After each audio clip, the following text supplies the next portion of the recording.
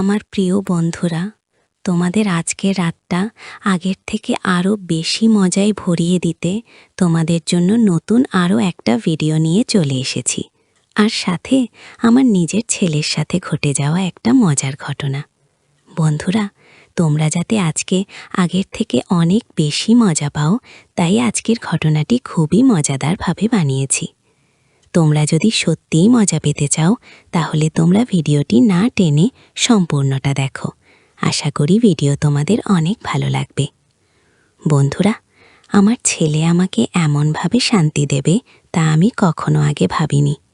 তার খেলোয়াড়ের খেলার ধরন এত ভালো যে কেউ তার খেলায় অসুখী থাকতে পারবে না। যাই হোক, আজকে আমি তোমাদেরকে শোনাবো ছেলে জন্মদিনের উপহার হিসেবে ছেলেকে কিভাবে খেলতে দিলাম। তো চলো বন্ধুরা, মূল ভিডিওতে আসা যাক। আমার নাম সীমা। আমি রাজশাহীতে থাকি। আমার বয়স ৪২ বছর এবং আমি একজন তালাকপ্রাপ্ত মহিলা। সাথী আমার শৈশবের বান্ধবী। তার স্বামী মারা গেছে। সাথীর স্বামীর মৃত্যুর পরও তার ছেলে লবির সাথে খুব সুখী ছিল। আমি তার এই সুখী জীবন দেখে কিছুটা আশ্চর্য হয়েছি। আমি বুঝতে পারছিলাম না কিভাবে তারা দুজনে এত সুখী। আমি আর থাকতে পারলাম না, তাই একদিন সাথীকে জিজ্ঞাসা করলাম, সাথী, তোর স্বামীর মৃত্যুর পরেও তোরা মা ছেলে এত সুখী কিভাবে? স্বামীর মৃত্যুতে তোর কোনো দুঃখ নেই দেখছি। সাথী বলল, আমি তোমার স্বামীকে ফিরিয়ে আনতে পারবো না। তাছাড়া আমার রবি তো আমার সাথেই আছে। আমি বললাম, রবি আছে ঠিক আছে, কিন্তু রবি তো আর তোর স্বামীর অভাব দূর করতে পারে না। সাথী বলল, না, রবি আমার সমস্ত অভাব দূর করে দেয়। ওর মুখ থেকে এমন কথা শুনে আমি হতবাক হয়ে গেলাম। আমি সরাসরি তাকে জিজ্ঞাসা করলাম, তুই কি তোর চাহিদার বিষয়ে কি করছিস? সাথী বলল, তোর কাছে কি গোপন করব? রবি এখন আমার সব কিছু। আমি নিঃশব্দে তার দিকে তাকিয়ে থাকলাম। আমি তার কাছ থেকে ঘটনা সম্পর্কে বিস্তারিত জানতে চাইলাম। সে আমাকে পুরো ঘটনাটি বলল। ঘটনাটি শুনে আমার খুব ভালো লাগলো, কারণ আমার স্বামীর সাথে আমার বিচ্ছেদ হওয়ার পর আমার মাছের আগুন আমাকে কু করে থাকছিল। আমি ভাবলাম, আমার একটি ছেলে আছে, আমিও তো সাথীর মতো করতে পারি। তবে কিভাবে এসব ঘটবে? আমি এসব নিয়ে ভাবতে থাকি এবং সাথীকে মনের কথা বলি। সাথী আমার কথা শুনে আমাকে বেশ কয়েকটি উপায় বলল, তবে উপায়গুলো এত সহজ ছিল না। আমার বিবাহ বিচ্ছেদ হয়েছিল 10 বছর আগে। যখন আমার বিবাহ বিচ্ছেদ হয়, তখন আমার ছেলে সুজনের বয়স ছিল 10 বছর, তাই তার বয়স এখন 20 বছর। যাই হোক, আমার স্বামীর সাথে আমার বিচ্ছেদ হওয়ার পর নিজেকে ভীষণ একা লাগছিল। আসলে আমরা কেউই একজন পরিপূর্ণ সুখ দিতে পারে এমন কাউকেই চাই। যাই হোক, সাথী তার ছেলের সাথে ঘনিষ্ঠ হওয়ার পিছনে অনেক কারণ জানিয়েছিল। প্রথমত, সবকিছু গোপনে থাকবে। দ্বিতীয়ত, যখন খুবই মজা করা যাবে তখনই ক্যারা মজা করবে। তবে কিভাবে আমি আমার ছেলের সাথে ফ্রি হতে পারবো তা নিয়ে আমি অনেক ভাবতে থাকলাম। মাঝে মাঝে এসব ভাবতাম যে তার সাথে আমার এটা করা ঠিক হবে কিনা। তবে সাথী ও তার ছেলের ঘটনা এসব চিন্তা করার পর আমি আবার আমার ছেলেকে নিয়ে স্বপ্ন দেখতে শুরু করি। তখনই আমার মাথায় একটা বুদ্ধি এলো। আমি একটি নতুন ফোন আর একটা নতুন সিম নিয়ে এলাম। এতে হোয়াটসঅ্যাপ ডাউনলোড করে সুজনকে হাই পাঠালাম। এক সময় সুজনের জবাব দিল, হ্যালো, আপনি কে? আমি বললাম, আমি তোমার সাথী খালা। সুজন বলল, হ্যালো খালা, কেমন আছেন?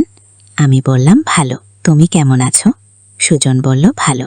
তারপর আরও কিছু লিখে তার খোঁজ খবর নিয়ে প্রথম দিনের মতো বিদায় নিলাম। তারপর থেকে আমি সুজনের সাথে কবিতা সেজে প্রতিদিন কথা বলতে শুরু করি এবং তার সাথে অনেক বিষয়ে কথা বলতাম। একদিন আমি সুজনকে হ্যালো বলার সাথে সাথে আমি জাস্ট বন্ধ করে দিই। তাকে আমার ঘরে ডাকলাম। এই কারণেই সে জবাব দিতে পারেনি, মানে সে আমাকে কোনো উত্তর লেখেনি। আমি তার সাথে কিছুক্ষণ কথা বললাম এবং কিছু সময় পার হয়ে চলে গেল। ঘরে গিয়ে আমাকে উত্তর দিল, হ্যালো। আমি বললাম, এত সময় তুমি কি ব্যস্ত ছিলে? কি কোনো বান্ধবীর সাথে ছিলে নাকি? সুজন বলল, না খালা, আমার কোনো বান্ধবী নেই। আমি বললাম, মিথ্যে বলো না। সুজন বলল, সত্যি খালা, আমার মায়ের কসম। আমি বললাম, সে তোমার মা কোনো বান্ধবী না, যেভাবে তার কসম দিচ্ছ। সুজন বলল, দুঃখিত ভালা। আমি বললাম, ঠিক আছে। আমার ছেলে জানত না যে সে তার মায়ের সাথে কথা বলছে। তারপর আমি তাকে সাথী খালা হিসেবে জিজ্ঞাসা করলাম, তুমি কি ধরনের মেয়ে বন্ধু চাও? সে বলল, না বলবো। সে লজ্জা পেয়ে বলল, আরে খালা, আপনি এমন প্রশ্ন করছেন কেন? আমি বললাম, তুমি কি লজ্জা পাচ্ছ? কিন্তু কেন? তোমার কি মেয়ে বান্ধবীর দরকার পড়ে না? আমার ছেলে তো তার মেয়ে বান্ধবীকে নিয়ে আমাদের বাড়িতে আসে। তারা তো আমার সামনেই মজা করে। এই কথা শুনে সে আমার সাথে কিছুটা ফ্রি হয়ে গেল। তখন সে বলল, খালা, আমার এখন আসলে কোনো বান্ধবী নেই। তবে কিছু মেয়ে অবশ্য আমাকে পছন্দ করে, কিন্তু আমি তাদেরকে পাত্তা দিই না। আমি বললাম, কেন? তাদের কাউকে কি তোমার পছন্দ হয় না? তাহলে তুমি অন্য মেয়ে যাও। সুজন বলল, না খালা, আমি সেই মেয়েগুলোর মধ্যে কাউকে পছন্দ করি না। তারা কেউ আমার মনের মতো না। আমি বললাম, তাহলে তোমার মনের মতন কে? কেমন বান্ধবী তোমার পছন্দ? সুজন বলল, আমার মায়ের মতন। আমি বললাম, বোকা, কেউ কি মায়ের মতো মেয়ে বান্ধবী চায়? সুজন বলল, আমি তার স্বভাবের কথা বলছি। তার মতো যত্নশীল হতে হবে, আর দেখতেও। আমি বললাম, ও হ্যাঁ, তাহলে এই ব্যাপার।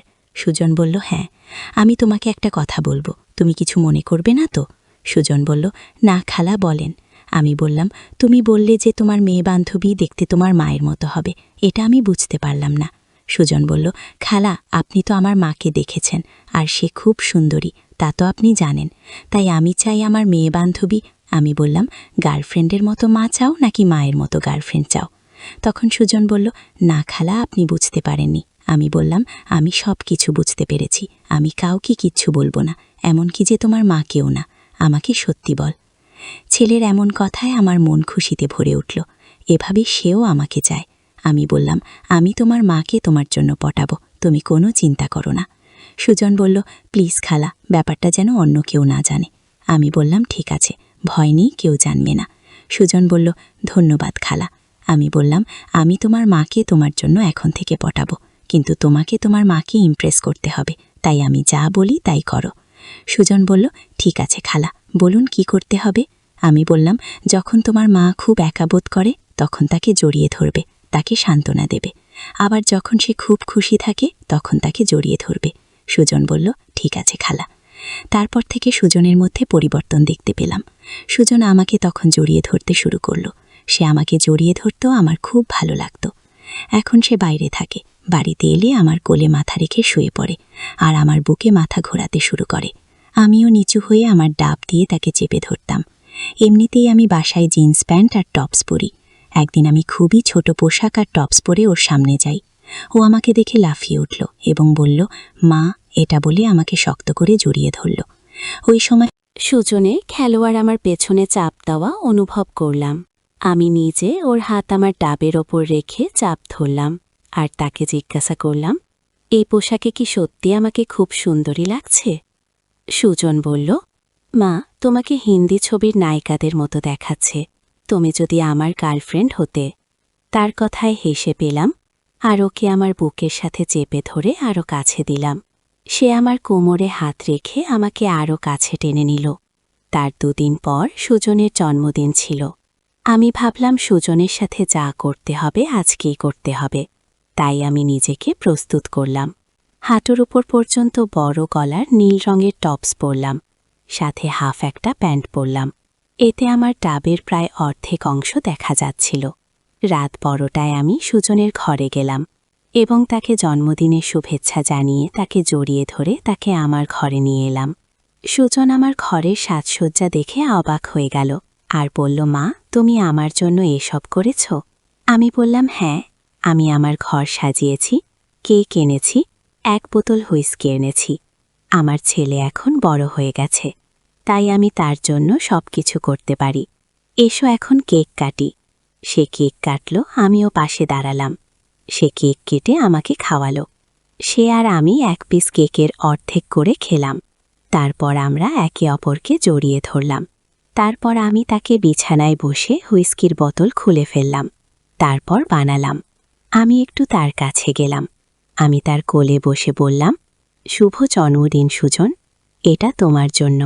সে আমাকে নিজের কোলে নিয়ে বলল, থ্যাঙ্কস মা, তুমি খুব ভালো। বলে সে প্যাক শেষ করে আমাকে বলল, কি কেমন লাগলো? সুজন বলল, খুব ভালো। আমি বললাম, তোমার জন্য এই দিনকে বিশেষ করে তুলব। সুজন বলল, তুমি মা? আমি বললাম, তোমার বান্ধবীকে কেন ডাকলে না? সুজন বলল, তুমি জানো না আমার কোনো বান্ধবী নেই? আমি বললাম, সত্যি করে বলো, তুমি কি রকম বান্ধবী চাও? সুজন বলল, সত্যি বলবো? আমি বললাম, হ্যাঁ বলো। সুজন বলল, তোমার মতন বান্ধবী চাই। আমি বললাম, তোমার মতন নাকি আমাকে চাও? প্রথমে সে চুপ হয়ে তারপর আমার দিকে তাকাতে লাগলো। আমি বললাম, আমি একটা কথা বলবো? সে অবাক হয়ে আমার দিকে তাকিয়ে বলল, হ্যাঁ বল। আমি বললাম, তুমি যার সাথে চ্যাট করছো সে তোমার সাথী খালা না। সে হতবাক হয়ে বলল, মানে? আমি ওর বুকে আমার মাথায় রেখে বললাম, ওটা আমি। সে শুনেই খুশি হয়ে গেল এবং আমাকে আরও শক্ততরে জড়িয়ে ধরল। তারপর আমি ওকে বললাম, সুজন, আমি তোমাকে অনেক ভালোবাসি। সুজন বলল, আমিও তোমাকে অনেক ভালোবাসি প্রিয়তমা। আমি যখন তার সাথে এসব কথা শুনলাম তখন সময় নষ্ট না করে আমি বসে পড়লাম, আর সুজন সবকিছু বোঝার আগে আমি তাকে সম্পূর্ণ উন্মুক্ত করে দিলাম। সাথে সাথে তার বিশাল খেলোয়াড় বের হয়ে এলো। তার এই খেলোয়াড় দেখে আমি পুরো হতবাক হয়ে গেলাম, কেননা তার বয়স ও তুলনা তার খেলোয়াড় অনেক বড়।